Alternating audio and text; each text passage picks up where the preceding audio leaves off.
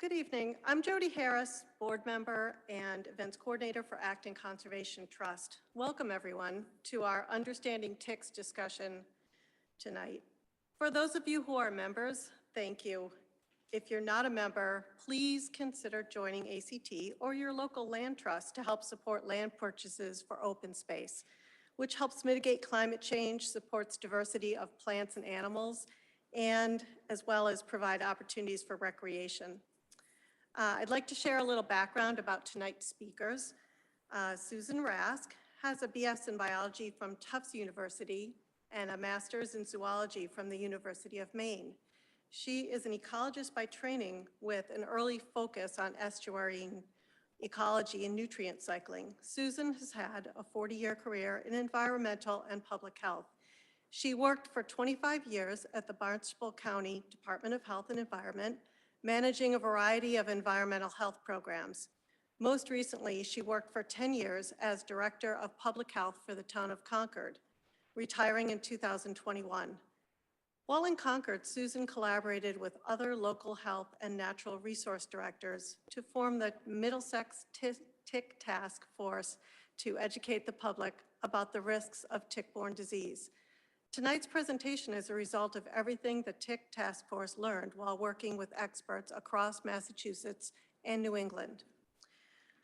Michelle Grisenda is the Conservation Director for the town of Lincoln, where she blends the fields of environmental regulation, open space protection, and land management. Michelle's passion for wildlife started as a child when she became fascinated by all the feathered friends coming to the family bird feeder. Those early observations sparked an interest that prompted her to study wildlife management and environmental conservation at University of New Hampshire. Michelle enjoys diving into complex topics involving people and nature. Deer overpopulation and impacts deer have on people, ticks, and forests has become one of Michelle's lifelong learning opportunities. She will explain more in her presentation tonight. I'll leave it in the hands of these experts to help us understand more about ticks. Thank you. Susan? Thank you, everybody, for being here tonight. I really appreciate your attention. As Jody just mentioned, this talk came out of the work of the Middlesex Tick Task Force, of which Michelle was one of the early members. People approached us as local health directors in many of the towns and saying, we've had bad experiences with Lyme, and why aren't you doing more to educate the public about the risks of these diseases and what you can do to prevent them? So local health directors and natural resource people came together to form the Tick Task Force. Acton's health director, Cheryl Ball, was part of it, and also an Acton resident, Sandy Bonzani, was also a driving force. And many of you may have seen her beautiful tick display that she used to set up at the library and other public buildings. So it really was an effort sort of pushed by the residents of our towns, and the information we've put together kind of came out of that effort. So let's see if we can get to the next slide. Okay, so what are we going to talk about? I'm going to do some brief information about tick facts and life cycle. Then we're going to talk so that you can understand where the risk of the disease comes from. Then I'll talk briefly about tick-borne diseases in our area. I had hoped that Tricia McGean, who's the public health nurse in Carlisle and Lincoln, would be here tonight to speak to you about that, but unfortunately, after 3 years of diligence, COVID has caught Tricia. And then I'm going to mostly focus on prevention strategies because I think that's something the tick we're mostly going to talk about is the deer tick or the black-legged tick. Most of you have probably seen these very distinctive red and black female ones. We all know to look out for them because those are the ones that tend to bite us and take the blood meal. And let's just talk a little bit about how ticks bite you. Ticks are usually living either in the leaf litter or on low branches in shrubby areas. And it's important to remember that ticks crawl up. So you're going to encounter them on your feet, on your socks, and on your lower pant legs. That's where you're going to pick them up. And then they're going to crawl up. And the ticks are just kind of designed to latch onto anything that brushes up against it. And they have this behavior called questing behavior, where they'll go to the end of a twig or a leaf and just sort of like put their claws up and wait for somebody to brush by, and then they'll attach on, whether it's a small rodent or a larger mammal or a deer or a human. So that's how you pick them up. And I think this is one of the most important slides in the presentation. I think you all know how small the adult deer ticks are. They're about the size of a sesame seed. The important thing to recognize is that the nymphal stage of the tick also bites and also transmits disease, and it's about the size of a poppy seed. You are not going to see these things on your body. They're so teeny tiny. I was bitten by one once, and I literally thought it was like the scab from like a rose thorn pricking me, and me being me, I picked at the scab, and lo and behold, it's a tick. And also, like when an adult bites you, it causes an inflammatory response. You often will feel it. It kind of feels like a ripe pimple. You know something's wrong. It's painful. The nymphal ticks don't seem to elicit that inflammatory response, so you really don't know you're being bitten by them. So I just think it's really important for people to remember that there's these little things the size of poppy seeds that can bite you and transmit the diseases. And this is just a quick picture of, you already know how small the adults are. Well, that's how small the nymphs are in comparison. The deer tick life stages, there's 4 life stages: egg, larva, nymph, and adult. It's a 2-year life cycle, and the ticks feed only once at the end of each stage. So they take a blood meal as larvae so they can molt into nymphs. They take a blood meal as a nymph so they can molt into an adult, and the females take another blood meal so that they can lay eggs. So here's the life cycle again.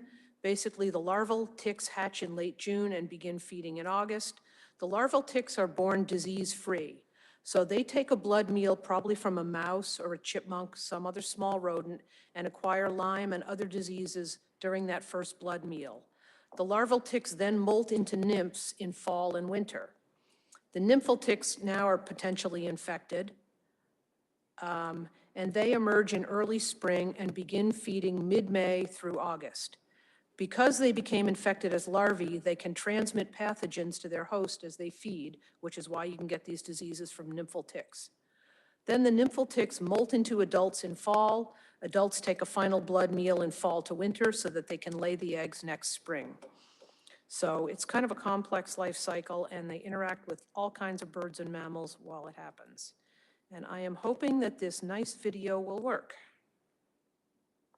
This is from the University of Rhode Island, and it's a good video if we can get it to go.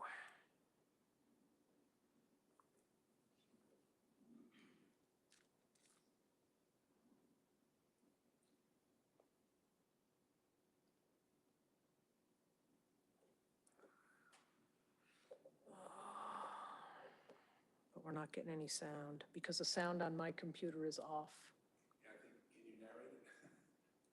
Once hatched, larvae aren't quite ready to blood feed. During July, they remain in the leaf litter, getting hungry, but still not feeding on host. I don't know if anybody In can August, they begin to attach and feed on anything they can find. Rodents, such as white-footed mice and chipmunks, are the prime targets for these tiny bloodsuckers.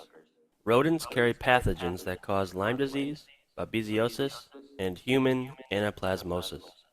Deer ticks become infected as larvae when they ingest these pathogens from rodents along with their blood meal. Larvae finish feeding in 3 or 4 days, then drop off their host wherever the animal might be at the time. On mice, they synchronize their drop-off to the middle of the afternoon. Since mice are active at night, this means ticks will drop off in their burrows. Here, the larvae begin the process of molting into nymphs throughout fall and winter. These newly molted nymphs emerge from their larval shell in early spring. Their final emergence takes just a few hours, but the young nymphs won't latch onto new host until mid-May. The Lyme disease life cycle clock really starts ticking in August, when blood-hungry larvae feed on infected rodents. So August and September are important months in the disease transmission cycle. Most of the billions of larvae feeding on rodents during these months will emerge as pathogen-infected nymphs nearly a year later. Consequently, risk to people is highest in June and infected nymphs that are ready to blood feed.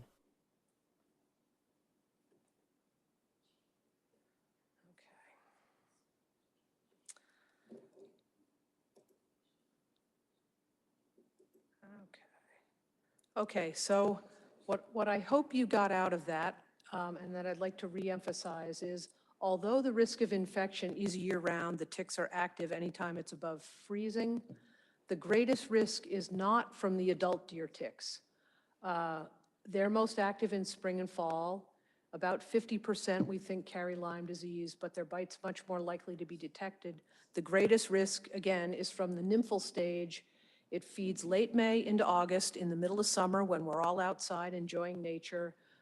Although probably fewer of them actually have the Lyme disease pathogen in them, they are aggressive feeders, and the bite, as I said, is very difficult to detect. So, and I hope that this slide will sort of illustrate that. The top graph shows which months people are most likely to be diagnosed with Lyme disease, and you can see it's June, July, and August when the nymphal ticks are feeding and when we're outside. So that's just a little bit of data that supports that. The other graph on the bottom shows what age groups get Lyme disease. So you will see that Lyme prevalence is highest in children 5 to 9, and we have every reason to believe that kids are getting this in their backyards or their friends' backyards. And then it kind of drops off for people in their 20s, 30s, and 40s, and we think that's probably just because those people are inside and working more and outdoors less. And then it goes back up in people in their 60s and 70s because we think these people have more time to be outside. Or maybe their immune systems just make them more prone to getting the disease. I don't know. So this was a section that Tricia was going to speak about, but I'm going to do it on her behalf. I'll talk briefly, although I'm not a medical person and I'm not an expert, so you may have questions that I can't answer that Tricia would have answered for you. So we'll talk quickly about Lyme, babesiosis, and anaplasmosis, but be aware there's also Powassan virus, Borrelia miyamotoi, which is an organism similar to the one that causes Lyme disease, and then the Lone Star tick can also cause some problems. So this is a graph of who shows up with tick-borne diseases at the ER, and you can see there's a lot of kids showing up and a lot of older adults showing up. And the kids are showing up mostly with Lyme, while the older adults are showing up with Lyme, anaplasmosis, and babesiosis. So let's talk a little bit about Lyme disease. It's a bacterial illness caused by a spirochete, Borrelia burgdorferi. COVID aside, Lyme is the second most prevalent infectious disease in Massachusetts. You probably all know it was discovered in the 70s in Lyme, Connecticut, although there's anecdotal evidence that talks about a syndrome that goes way back. This is what's a little bit alarming, that in the past 30 years, Lyme has spread over large portions of the country. You know, in 2002, it was sort of in the mid-Atlantic, coastal New England, and by 2017, it's all through New England and all through the upper Midwest. So you have to assume at this point that if you go anywhere in New England, you could be, Lyme could be there. And you'll see that anaplasmosis and babesiosis are spreading too. The CDC knows that the disease is underdiagnosed for a variety of reasons that have to do with, it's hard to get a lab-confirmed case. And they suspect that the number of cases is maybe 10 times what we actually diagnose, and it's now estimated to be over 400,000 cases a year nationwide. So it's a serious issue. Lyme disease kind of presents I'm not going to talk about chronic Lyme because I'm not a medical professional. I don't know enough to speak about it. So I'm only going to talk about early Lyme disease symptoms. They can be mild to more severe: chills, fever, headache, fatigue, swollen lymph nodes, muscle pain. You just kind of feel lousy.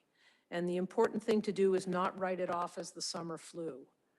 As people, when there was less awareness about Lyme disease, people just said, "Oh, I got some little bug," and didn't do anything about it. And the disease and the symptoms will fade unless you're really unfortunate. So it kind of can present in a mild way. And I think most of us know about the bullseye rash, but it's important to really note that not everybody gets the bullseye rash after they've been bitten. So the bullseye rash, if it appears, is at the size of the bite, and it gets bigger and bigger and bigger like a bullseye. Doesn't hurt, but it just is there. But as I said, not everyone gets it. So it's almost like if you get it, you're better off because then you know what happened, you know you were bitten. but not everybody gets it. What's the picture with the disease in Massachusetts? It's widespread across the state and in fact all of New England. It's highest in eastern Massachusetts, especially on the Cape and Islands, which I note in case some people go down there to vacation. It's really high on Nantucket and Martha's Vineyard, but the Cape, Barnstable County is also high. And only 66% of confirmed cases had a bullseye rash. So that's what DPH tells us. Babesiosis is a protozoan-like pathogen that invades and breaks up your red blood cells, sort of like malaria. It tends to be a much more acute disease. You tend to feel much sicker when you get it. People present with fatigue, fever, malaise, muscle aches and pain, and chills. And it's important to note that it can be life-threatening for those with weak immune systems, liver or kidney disease, and particularly the elderly. Approximately 35% of cases require hospitalization. So it can be a very serious disease, although it is treatable if they figure out what you've got. So just to note, again, this is more prevalent in older people. 62% of all patients identified with babesiosis are over age 60. Again, it's widespread across the state, especially the Cape and Islands, also high in Middlesex County. The majority of cases occur in June, July, and August, and we know why. It's the nymphal ticks, with only 19% of cases reporting awareness of a recent tick bite. So I'm just going to emphasize it again. Those nymphs are out there biting, and you're not going to know you've been bitten. Anaplasmosis is another emerging disease. It's a rickettsial pathogen that invades white blood cells. Again, it presents with fever, malaise, muscle aches and pains. Tends to be a much more acute presentation and can be a severe disease. Maybe 25% of all patients with anaplasmosis are hospitalized. And again, older people present with more often and with worse symptoms. Again, it's widespread across the state. 10 years ago, these babesiosis and anaplasmosis were kind of viewed as emerging diseases. They were just kind of getting on the radar. They're now sort of everywhere across the state. Significant risk in Middlesex County, and again, the majority of cases are in May, June, and July, with only 40% reporting awareness of a recent tick bite. So the take-home messages on this is, if you have any of these symptoms, especially in summer, even if you don't know you've been bitten, seek medical attention. And co-infection with multiple pathogens are possible. If the tick feeds, the mice and the chipmunks and the rodents can carry all of these diseases. And if the tick feeds on one of these hosts, it can pick up all of the diseases and transmit them to you. Tricia tells me that if you go to the Emerson ER with any of these symptoms, they will run a full tick disease panel for you. But if people go somewhere else or to their own physician, you may want to ask for the tick panel. I mean, I think most doctors now are pretty aware of it, so maybe unlike 10 or 15 years ago, but don't hesitate to ask for a tick panel even if you don't know you've been bitten.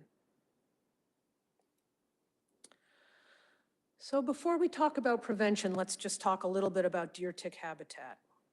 Deer ticks really require humidity. They die from low humidity and dehydration. So you're going to find them living in the leaf litter, which is kind of moist and shady and cool, and other shady leafy areas around your borders, and along borders of paths.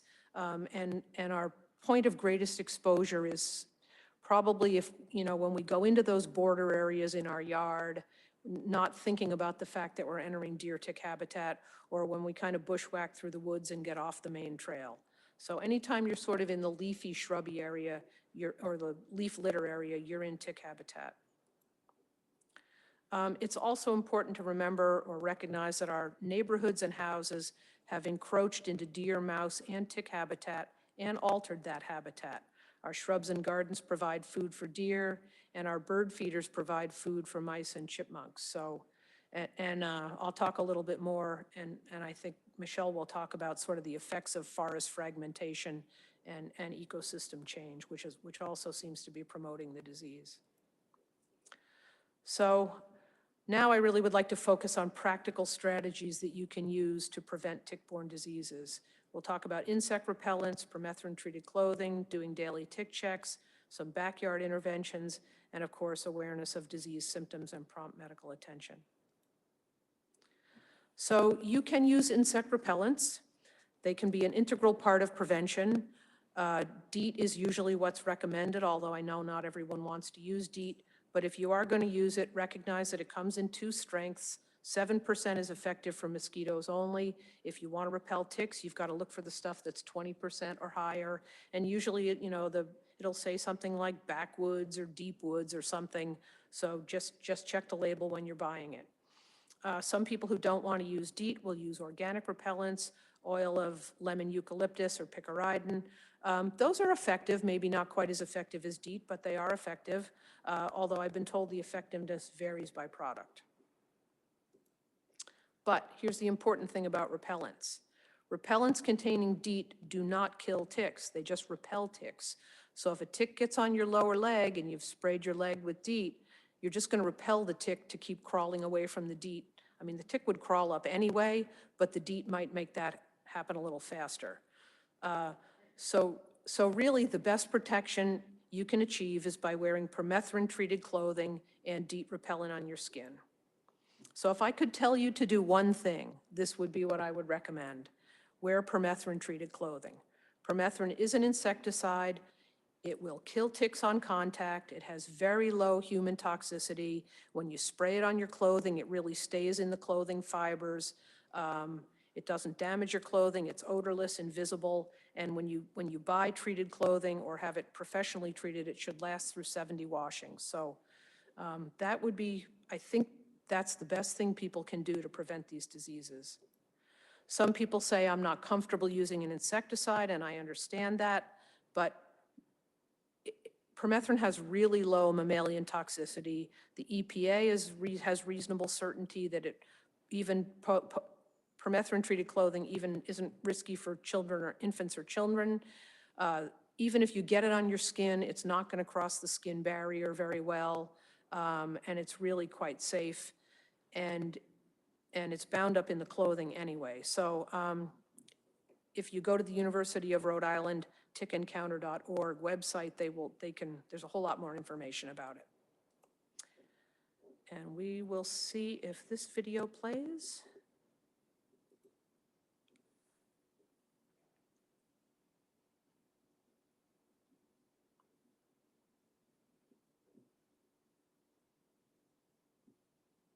Hidden in leaves, in the woods on the ground, even around the edges of your yard. They latch on and crawl up, undetected, often under your clothes. Prevent this from happening by tucking pant cuffs into your socks. It's a bit unfashionable and sometimes hard to get people to do. The newest and most reliable way to prevent tick bites and disease is to simply wear tick repellent clothing with permethrin. Wear it every day. Deadly for ticks, safe for humans. Learn more at tickencounter.org.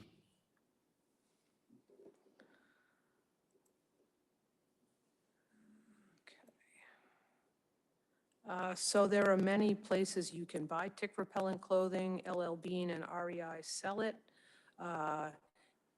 There's also a company called Insect Shield that sells a variety of it. And what's even better about Insect Shield is you can send your own clothing in and they will treat it for about $10 an item. So if you have a favorite pair of hiking pants, maybe a couple of pairs of socks, you want to send them in and get it treated, it's pretty affordable. And they say it lasts through 70 washings, so I think that's not a bad deal. You can also treat your clothing yourself. You don't spray the permethrin on it while you're wearing it. You spray it on while you're not wearing it. Put it on the fabric only. It's not supposed to go on your skin. The spray or the pump bottles are sold under a variety of names. You can find them online. And if you want to do it yourself, you would hang the clothing out on the clothesline on hangers and spray it, or put it on the ground. If it's your camping gear, your backpacks, your shoes, your socks, you can even spray tents and sleeping bags if you want. The permethrin doesn't damage fabric, and there are instructions on the label about how you want to do that. But it's pretty easy. You just kind of want to soak the clothing But note, it will only last for about 7 washings if you do it yourself. 7? But, but that's okay, as long as every couple of weeks you reapply it, that should be fine too. Some people still don't want to wear tick repellent clothing, and if you don't want to, that's okay. But I would suggest, you have a set of clothes you use for hiking or yard work. And as I said before, ticks are very sensitive to dryness, so when you've been out in tick habitat, come in, take your clothes off, and put them in the dryer for 15 minutes, because the heat and the dryness will kill the ticks. Well, people say, why can't I just throw it in the washing machine? Believe it or not, ticks can go through a cycle in your washer and not be killed. If you've ever picked a tick off you and thrown it in the toilet and you go back 30 minutes later, the tick's still swimming around there, they don't drown easily, but they will die in your dryer, and then you can put your clothes through the wash. Or like if I do a fall yard cleanup weekend, instead of getting 2 sets of clothes dirty, I might just wear 1 set, take them off and put it on the next day. Put them in the dryer before you put them back on, because they could be full of ticks. Of course, we recommend you do daily tick checks when you come inside after you've been in tick habitat. You want to get the ticks off you before they embed. We believe the ticks have to be attached for more than 24 hours to transmit some of these diseases, so you want to get them off before they embed, or if they have embedded, get them off promptly. You can go in the shower, but remember, if they're already embedded, they won't wash off in the shower.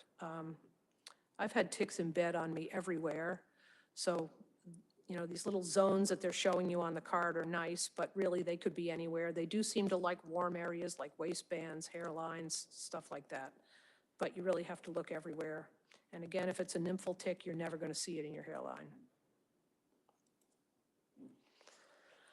Okay, so let's switch gears a little bit to sort of deer tick habitat prevention strategies, the landscaping controls, the perimeter sprays, and the mouse-targeted devices. So I want to present these as tools in a toolbox. I'm not necessarily advocating that anybody does any of these. Just sort of listen to what I have to say and sort of assess your own property and your use of your property to see if these tools might be something you want to do or not, and do the least possible to mitigate your risk.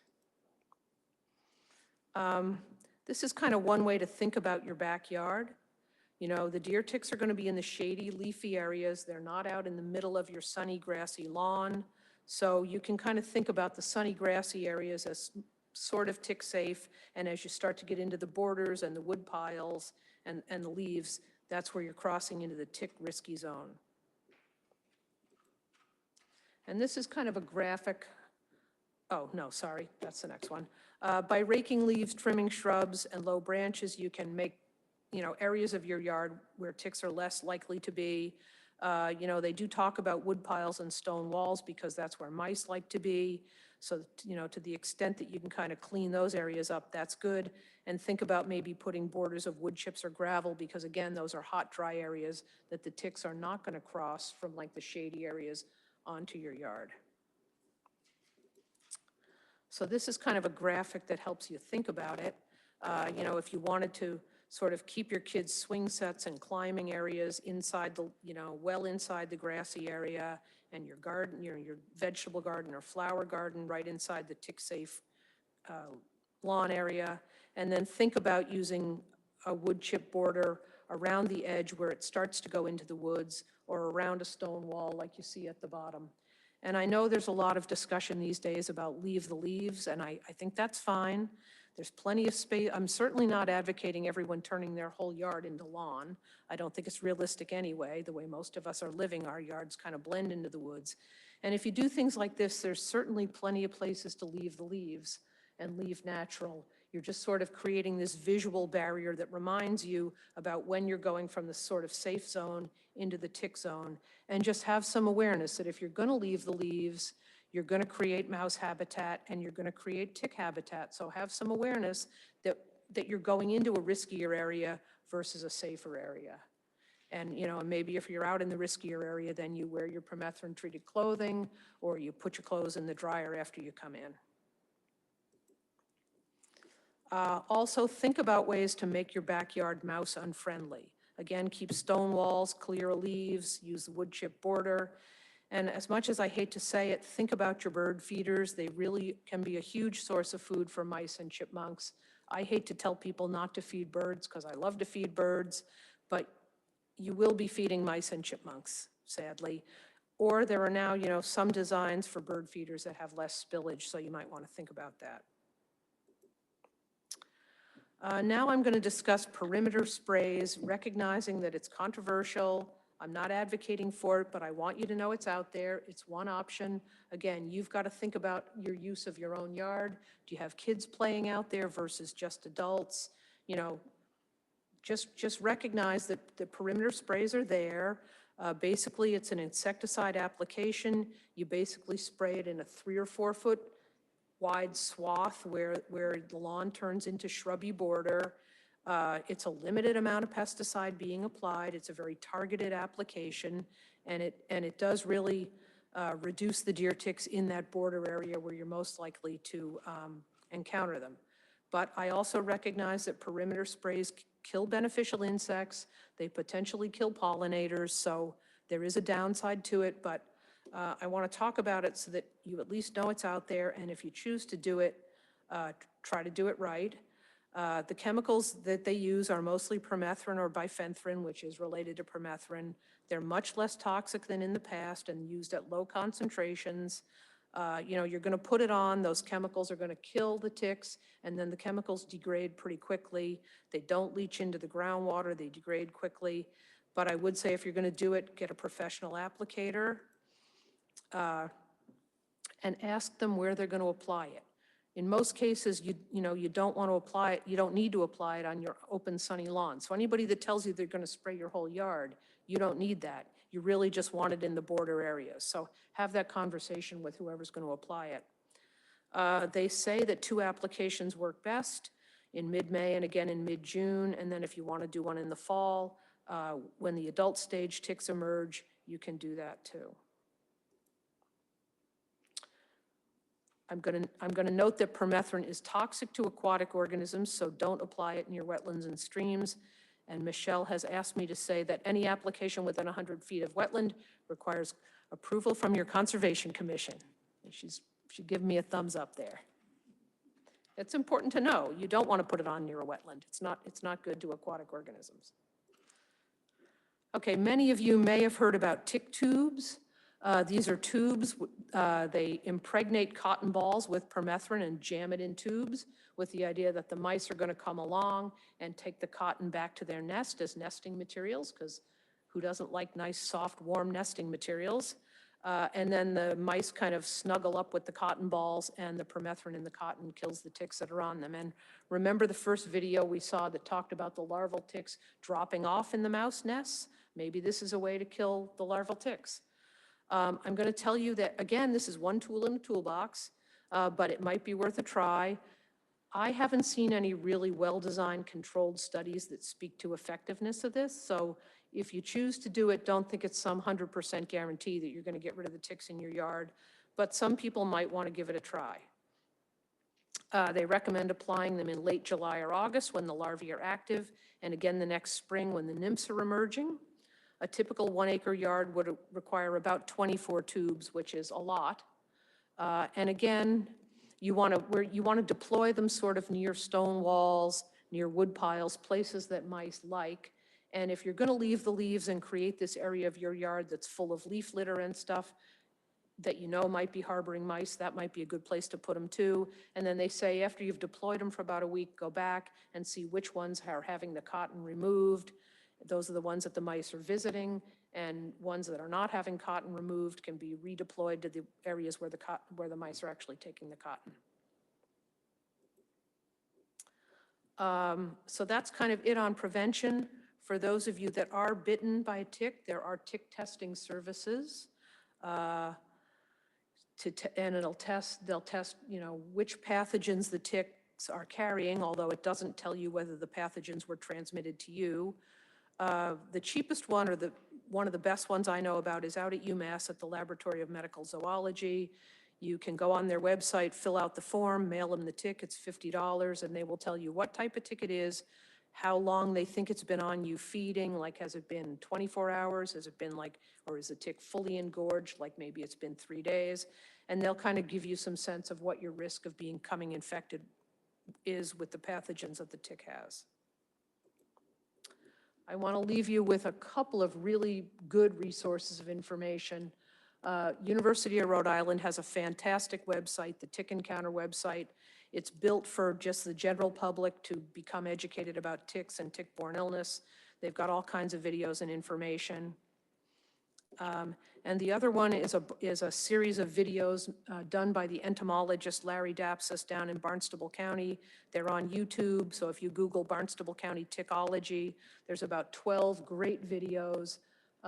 Larry has shared a lot of his information with me, and he talks about a lot of the things I've talked about in more depth.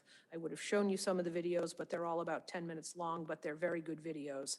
And one of them will talk about deer and deer density, so. And the research they've done on the Cape and Islands, because Nantucket has really high deer density and lots of disease. Barnstable County has very low deer density and lots of disease. So they talk about that. And then I'm going to kind of try to conclude with, and before I turn it over to Michelle, the question that I think bugs us all, which is why have these diseases emerged and spread so rapidly in the last 30 years? And it's certainly an area of active research. I'm going to tell you a little bit about the information that's coming out of the Carey Institute of Ecosystem Studies, which is a group out in the Hudson Valley in New York, who are studying this, studying disease risk with the goal of informing management. And so they're looking at the ecology of tick-borne diseases and also climate change and its effects. And it is their belief, although this is only one school of thought, that rodents are playing an outsized role in amplifying the disease risk. So all these diseases are zoonotic diseases, which are diseases that go back and forth between animals and humans. And in every zoonotic disease, there's a reservoir of animals that can carry the pathogens and not become sick. And maybe deer can do this too and not get sick, but we know for sure that the mice and the chipmunks are just a reservoir of the disease, and the ticks are feeding on them in the larval stage and the nymphal stage, which is sort of like the bottom of the food chain for the ticks. So they really believe that the problem is more white-footed mice.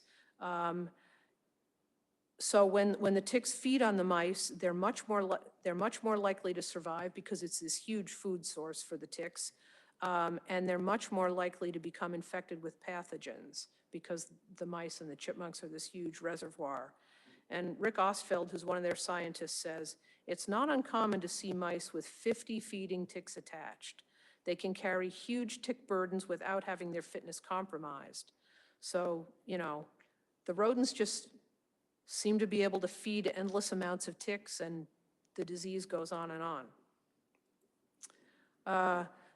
The Carey Institute also thinks that loss of biodiversity and fragmentation of forest habitat due to suburbanization are amplifying the disease. Their research has shown that forest fragments have a higher percentage of infected ticks compared to intact forests. And that's because they believe the forest patches have lower animal diversity, fewer predators, and an abundance of white-footed mice. And I'm not doing justice to all the research they've done. I would encourage you to go to their website and read about the studies. And the loss of biodiversity, when the landscape's home to a diversity, tick-borne risk decreases. Non-mouse mammals are just, not as many of them carry the pathogens. And so if ticks feed on the non-rodents, they're less likely to become infected. Predators like foxes and bobcats and owls and hawks, when biodiversity goes down, we lose all those things, and they keep the mouse populations in check. And also, some animals are very good at killing ticks. Apparently, opossums will be bitten by many ticks, but they are fastidious groomers and will kill like 90% of the ticks on them. So, yay for opossums, which I don't think are the most beautiful of animals, but I can appreciate them now. And then, of course, there's the effect of climate change. Remember, deer ticks are active and seeking blood meals anytime the temperature is above freezing, and climate change is extending the feeding season for ticks and allowing them to expand their range northward, which we know they're now all the way up in Maine and northern Vermont and New Hampshire. Climate change is bringing warmer springs and milder autumns, and so the ticks are emerging earlier and feeding longer. And the number of U.S. counties reporting deer ticks has more than doubled in the past 20 years. So we think climate change is part of it too. So I'm going to stop there and answer questions and then pass it to Michelle, who's going to talk about the deer. Okay. Why don't we take questions in-house first? Does the male black-legged tick also carry disease? Probably if they picked it up as a larval or a nymph, yes. So any of the nymphs, regardless of gender, will carry the disease and will be feeding so that they can molt to the next stage. But the adult males don't need a blood meal because they don't need to make eggs. So it's only the red and black ones, the females. No, probably not. Because I've almost never seen them. I've only seen the ones with the red. Right. Yep, those are the ones that get on you because they're still looking for the blood meal. Online, we have a bunch of questions. Is it okay to spray permethrin on your clothes? And along with that, how come it's not okay to spray your clothes with permethrin while the clothes are on you? Well, you don't want the permethrin on your skin. It is an insecticide, so you're going to try to not get it on your skin. It's meant to go on your clothing, so I would say spray it on your clothing when you're not wearing your clothing and let it soak into the cloth that's going to absorb it and hold it. And then, yeah, the cloth is going to brush against your skin, but the permethrin is really in the cloth fibers at that point. Yeah. Oh. I'm going to turn on the speaker. That should help a little. The question was, how come it's not okay to spray your clothes with permethrin while the clothes are on you? And that's the question Susan just answered. Also, if you rarely wash permethrin-embedded clothing, how many years will it be affected? I would say treat it at the beginning of every season, even if you don't wash it. Okay. Can ticks bite squirrels and chipmunks? Yes. The ticks will bite anything they can latch onto. It's just a matter of when they're in the leaf litter, the easiest thing to grab is a mouse or a chipmunk, because those things are scurrying through the litter, but squirrels do too, so. And are the sprays deadly to pollinators? The perimeter sprays are permethrin and they are potentially deadly to pollinators. So it's definitely a downside that I recognize, and I certainly don't encourage everyone to use them. I just want to share the information so people understand that it's out there as an option and they can think about it. Thank you, Susan. Michelle, are you ready? So hello, everyone. My name is Michelle Grisenda. I see with the camera in front of me, it must be a fascinating sort of view you're getting of me. But I'm thrilled that so many people have zoomed in. We have a couple people in the audience. And my talk's going to be just probably 15, 20 minutes talking about this idea of deer overpopulation and how it affects tick populations and forest health. And so we're going to start off with this picture, which I took in Weston. And this was sort of my classic walk on a trail in the woods. And I sort of get this sixth sense that I'm being watched. And when you start to look at the forest, you might see that there's something staring back at you. Or maybe not. There's been plenty of times you don't see them because they're often very still. And hopefully those red circles came up. So those were 3 deer that were in the woods. And this is a pretty common phenomenon now to see in Acton, Lincoln, Weston, Concord area, Metro West Boston. There's lots and lots of deer. And I'm going to talk a little bit about some factors that have caused that. So my talk is going to talk a little bit about changes in our landscape in New England first to kind of set the stage, and then a little bit about white-tailed deer biology and distribution and how deer impacts human health and the environment, a little bit on the deer tick situation. but more about the deer overpopulation with the environmental impacts they're having and sort of what kind of factors we consider when we think of deer management. So there's a wonderful a museum that has a set of dioramas called, it's called Harvard Forest Museum in Petersham, Massachusetts. If you have not gone, I would highly recommend it. They have these wonderful three-dimensional dioramas that show the landscape of New England over time from the 1500s through almost present day. And they describe sort of what happened, what the changes occurred. And so the photos on the right are from this particular diorama, and it's online too. You can actually just read it as well. But check the website on what their hours of operation are post or during COVID era. But it's a really great museum to visit. So interestingly, the top right is sort of what we envisioned the forest of Massachusetts, New England to look like in the 1600s. This is when the indigenous people, the Massachusetts, Nipmuc tribes, and other tribal nations lived in New England, and they would certainly harvest deer for venison, for hides, but it was, of course, there were also sort of the impacts, or I should say the disturbances on the environment or on the forests were smaller scale than we see today or even in the 1700s, where, they would burn small patches to open up for fields or to harvest wood. And so that was sort of what I believe we know of the pre-1700s in the New England landscape. However, then in the mid-1700s, it was sort of the sort of moderate time of European settlement when the European settlers forced the removal of our indigenous people off the landscape and also created some tremendous habitat changes. So that second picture from the top, you see sort of your traditional early 1800s photo of New England where over 80% of the landscape was cleared. It was very much a farmland community. And as you can imagine, and also the settlers would harvest deer significantly for a source of food, clothing, and they would also, so as a result, and there was very little shelter for deer anymore. So as a result, the deer population plummeted.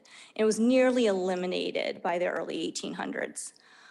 So then what happened? Well, mid-1800s, a lot of the Europeans, the settlers moved west, they abandoned farms, industrialization happened, and so you had the farmland, the fields abandoned, and you ended up having some regrowth of vegetation into what we call early successional forests. And that provided lots of shelter for wildlife again. And as a result of forest regeneration, deer numbers started increasing, certainly in the early 1900s. And probably many of you on the call today or Zoom today, along with myself, I grew up in the 70s and I never saw a deer. I can't remember really ever seeing a deer for, I wish I could remember the first time I saw a deer, but I really can't. But it definitely was not an occurrence in my childhood. I grew up in southern Massachusetts. And, but then in early 2000s, I think that's when sort of deer kind of came, like I started seeing more of them. Early 2000s, I started working for the now city of Framingham, then town of Framingham, and started hearing sort of the impacts of deer on our environment. And I'll get into that. I'm jumping ahead a little bit here, but certainly that's kind of what's happened to our landscape over time. And of course, since mid-1900s, we've seen another dramatic change in our landscape, which we'll talk about. So jumping into that early 2000s, originally working for the city of Framingham, then working in the town of Weston for 12 years, and now in Lincoln, this is the classic view that I could almost see any day. That picture in the upper left is taken in a field in Weston. I was just driving by on a winter morning, and there was a herd of deer just looking at me. I would walk the trails. On the bottom left is Berkshire Park in Weston, and I was walking on that path, and the deer just stood there and watched me. And deer are very accustomed to people and sort of our suburban environment. And so why are there so many deer in Metro West Boston? I was going to have this as sort of like a shout out the answer, but for timing, but think about it. Sort of think about, why do you think we have so many deer in Metro West Boston? And I should say now, I should say actually in 2010 to 15, when I was doing a lot of speaking and education on deer population, it was estimated that there were about 25 to 30 deer per square mile, and now it is much higher. It's actually closer to 45 to 50 deer per square mile in Metro West, which is a little concerning. So why do we have so many? Well, deer do really well in sort of what we call edge habitat, so where you have that your yard next to a forest or your yard next to a field, and you have a little patch of shrubland maybe in a neighborhood cul-de-sac area. Deer just love that, and it creates shelter for them. They also are prolific breeders. They're well fed in Metro West Boston, so most female deer are going to have two fawns a year. And most of your backyards are a produce department for deer and many of our wildlife. I'm assuming many of you have seen deer feeding on your hostas and your cedar trees and whatever flower you plant. They're going to come there because they think of your backyard as a grocery store. And oftentimes we replace what's been eaten, and then that's more food for them. So they actually have this sort of route they do to visit different backyards to feed from the different food that we provide. And we also don't have many predators of deer. Of course, fawns will be taken by coyotes. But remember those photos of the history of our landscape? There used to be mountain lions and there used to be wolves in Massachusetts. And we don't have that anymore. And so as a result, there's far fewer predators that take deer than there were back in the 15, 16, 1700s. And limited hunter access. So much of Metro West is very close to neighborhoods and residential subdivisions. A lot of conservation land or open space isn't open to hunting. So as a result, it's hard for hunters to get access to harvest deer to help control the numbers. A few more population stats about deer. So deer can live about 20 years. They generally have a home range, meaning where they sort of do their sort of annual travels in about 2 square miles. So, it certainly crosses town boundaries if it's, you can get an area of Weston, Lincoln, and, well, I'll just say Weston, and Wayland. That sort of, you can be in a 2 square mile area and hit all 3 of those towns pretty readily. And then mortality factors, like I said, limited in predators, but there's lots of deer car collisions, unfortunately, in Metro West Boston because of the population. And diseases can impact them as well. And hunting, obviously, can impact the deer numbers, and I'll get into that a little bit more. And yes, feel free to throw in some questions in the chat, and I'll handle them at the end.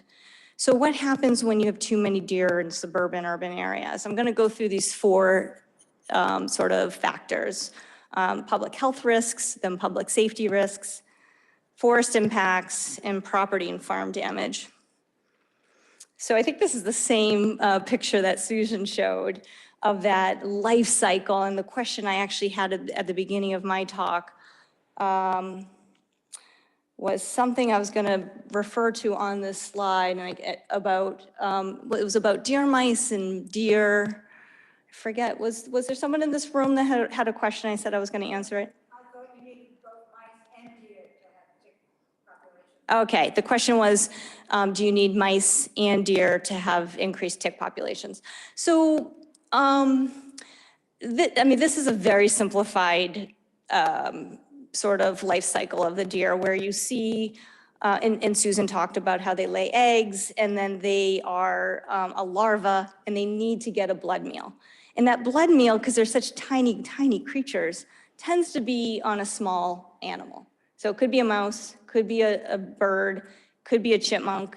It could be a person. I mean, it could certainly be, and I think I've actually, I think I've found a larva on me once. Like I couldn't see it without a 10 times magnifying glass. So if you just happen to be in the wrong place at the wrong time, you could as well. So you don't necessarily need a deer, like a mouse, to create the life cycle.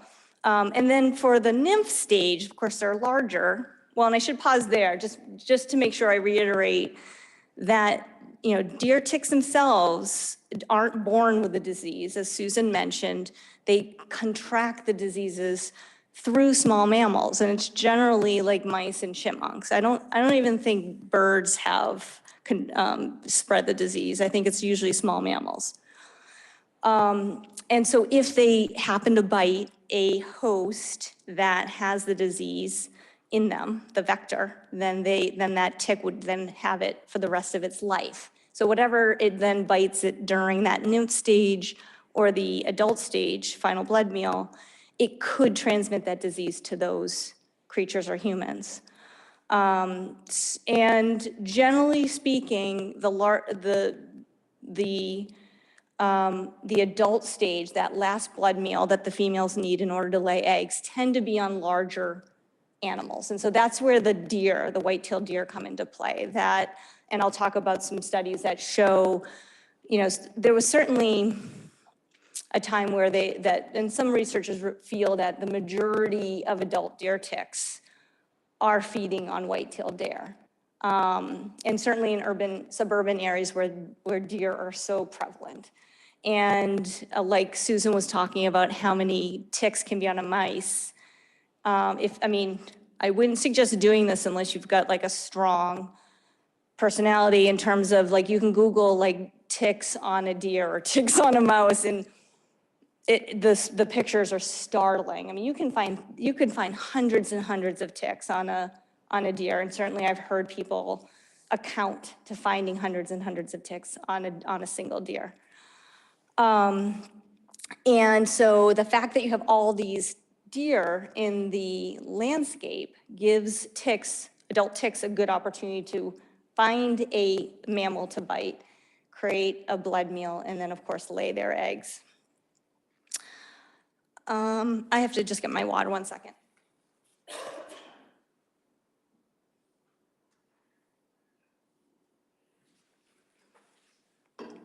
Okay. I'm going to skip that. That's basically what I was just talking about. That the ticks sort of have these 3 blood meals, and really is a variety of animals and humans that they can feed on in really any of those stages. But as you see, as the tick gets larger, becomes more mature, my understanding is it tends to feed on larger mammals, humans, dogs, and deer.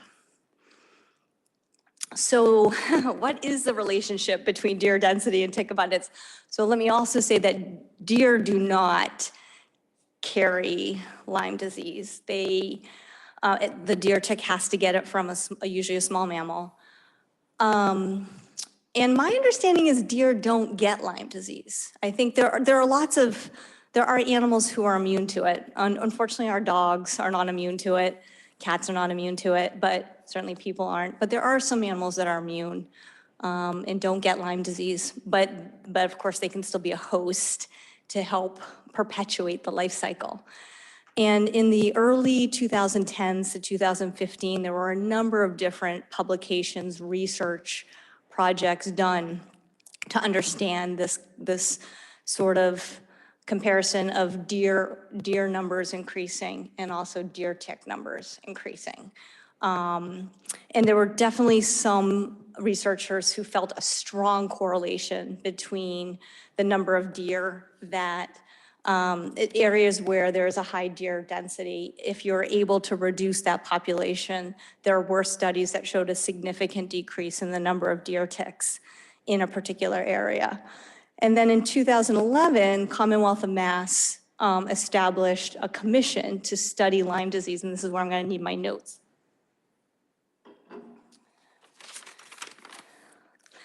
And that special commission conducted an investigation and study on the incidence and impacts of Lyme disease. That commission did release a 36-page report of their findings in 2013. And there's a prevention section, and they outline sort of the best practices available for prevention of Lyme disease and other tick-borne illnesses.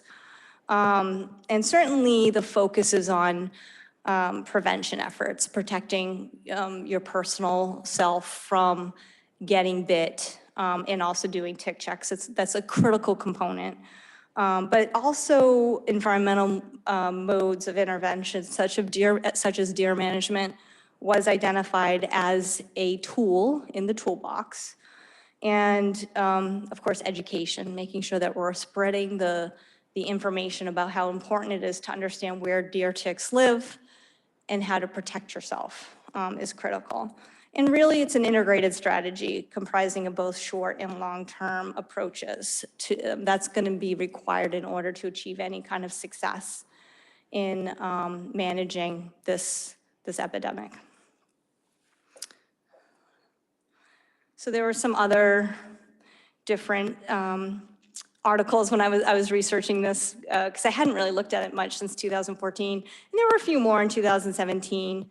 But ultimately, and certainly not all scientists are convinced that deer reductions are going to result in a decrease of deer ticks. That, again, deer are only one host of many types of animals that ticks feed on. And it's likely that the change in the use of our landscape, like Susan mentioned in her slides as well, fragmentation, developments taking over our forests, certainly have also been an advantage to our deer tick populations. Because of that, we're creating good habitat for deer mice and small mammals. We're also closer to ticks, so we're having that interaction more than we used to many years ago. So deer reduction is, again, a tool that may help with deer tick numbers, but it's not the silver bullet. And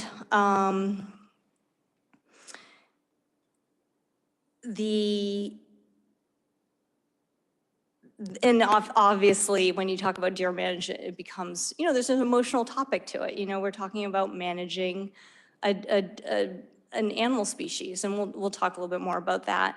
But it is a tool in the toolbox, and I'm not an expert on that correlation between deer ticks and deer, but I wanted to mention what I did tonight, and then I also want to though spend some more time on areas that I am more knowledgeable about, which is the impacts of deer to our forests. I wanted to spend a few minutes on that.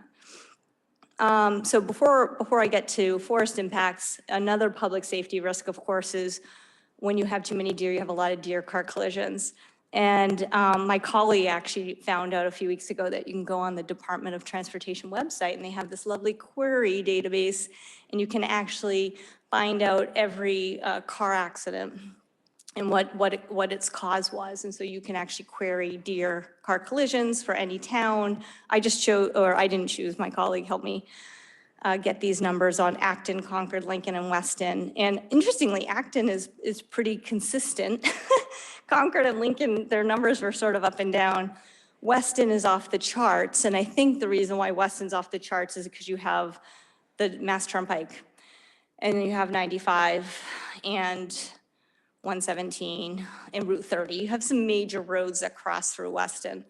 It's also, I mean, we found moose in Weston 15 years ago. It was basically, there's lots of things moving eastbound from the central western parts of our state, going, traveling the aqueducts or the abandoned railroad right-of-ways. And then they hit, in Weston, they hit 95 or Mass Turnpike. And so it kind of like the buck stops there, no pun intended. And so Weston does see a large number of deer car collisions. But certainly, what I should also mention is not every person who hits a deer reports it. These are only reported numbers. So again, this is probably, half or a third of all deer hit in each town. So what I do want to mention, though, is the impacts that deer have on our forests. So when you have deer numbers greater than 20 deer per square mile, and again, we might be close to 50, now, we see dramatic changes in our forest understory. That deer love a lot of our, what we call spring ephemerals, so our beautiful spring wildflowers, those lady slippers, those trilliums, that is just like candy to a deer. And they will devour them. They don't often go after invasive plants, unfortunately. That could solve our invasive plant problem, but they tend not to go after things like buckthorn and bittersweet. Instead, they go after our lovely native plants. And they love native saplings, baby trees, baby shrubs. And so as a result, you'll get either an understory that's very devoid of vegetation, like that middle picture. The bottom left picture, you might be like, well, that's green, that's pretty. Well, that's all barberry, an invasive plant. So that's not great either. And when you change the forest understory like that, you're having dramatic impacts on some wildlife species like the ovenbird, the upper right picture, that nests on the ground. And so as the forest changes, you're changing the type of landscape available for our sort of forest interior birds. And unfortunately, the invasive plants can grow because they don't eat them. Here's a picture. There's several towns that have what's called deer exclosures.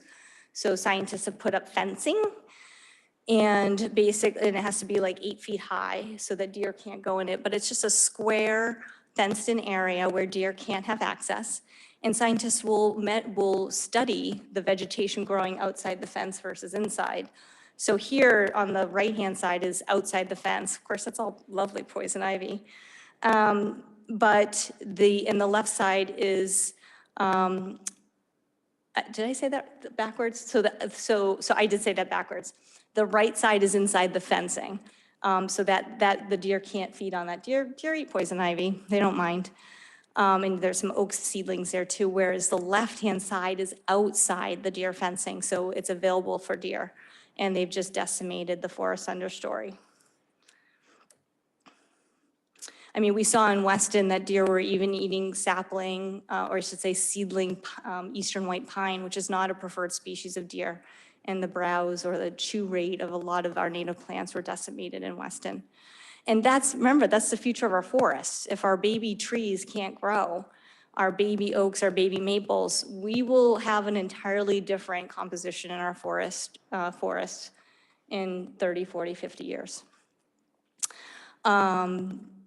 Certainly in our research in Weston, we found lots of people had property damage from deer. We talked about your backyard being a produce department. So on the left, you've got those eastern white cedars or eastern red cedars, excuse me, and they just get chewed like lollipops. So where the deer can eat them, they just become defoliated.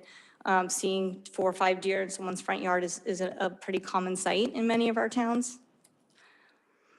And I also just wanted to mention about our farmers. We have several farms in all of our communities, but I was very familiar with Landsake Farm in Weston and a number of our farms in Lincoln, Food Project, Codman, Verrill Farms have all had significant damage of their crops from deer. So deer come in at night or dawn and dusk.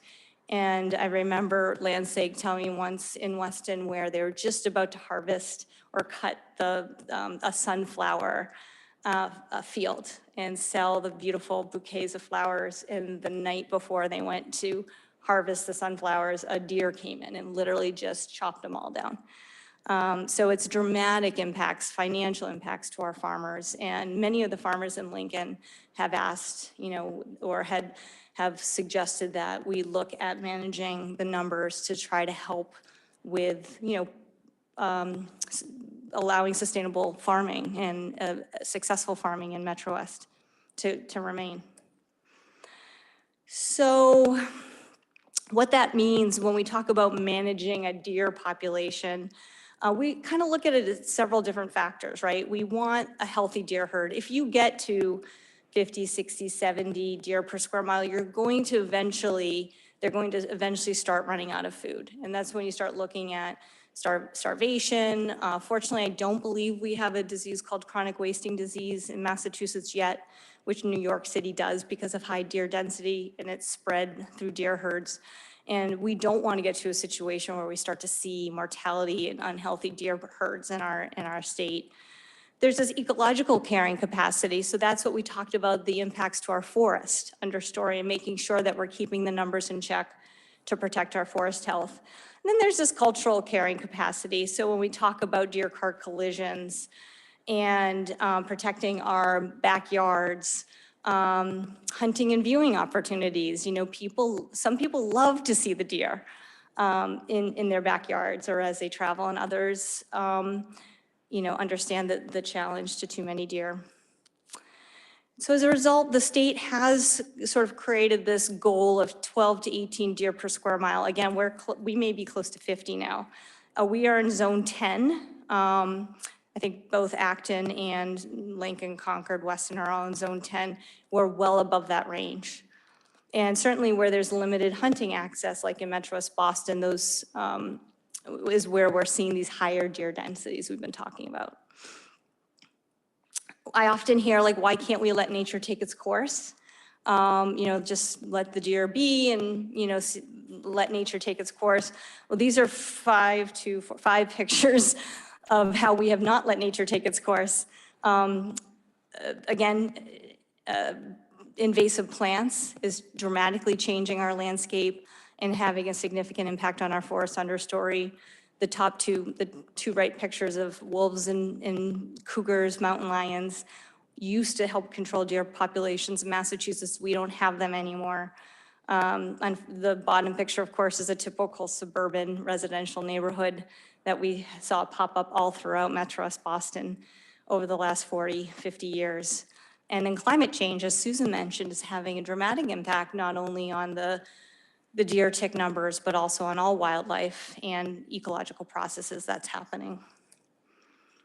And so when we think about managing a deer population, it really does come down to, controlling the numbers. And how do you control that? And I think I saw someone in the chat, I think, say something about birth control or relocation. And there are lots of research out there on, what are the tools in the toolbox for deer population. Ironically, in college, I worked on a deer contraception study where I had to get up at the crack of dawn and collect urine and fecal samples from a captive deer herd in southern New Hampshire. Deer contraception can work very well in zoos. When you have a captive herd, you can actually inoculate all of the females. You have to redo it every 2 years. And in a suburban area, even though there's many deer I can see and practically pet from time to time, you're never gonna get close enough to all the females to actually basically dart them and actually inject them with contraception. Sometimes in dramatic cases, they do look at sharpshooters. So some of the islands have brought in sharpshooters to actually cull the herd, and that's pretty drastic. And I think most towns don't want to go to that route yet. And so then you look at encouraging or allowing hunters, bow hunting perhaps, on conservation land in open spaces where there's sufficient land available for them to hunt.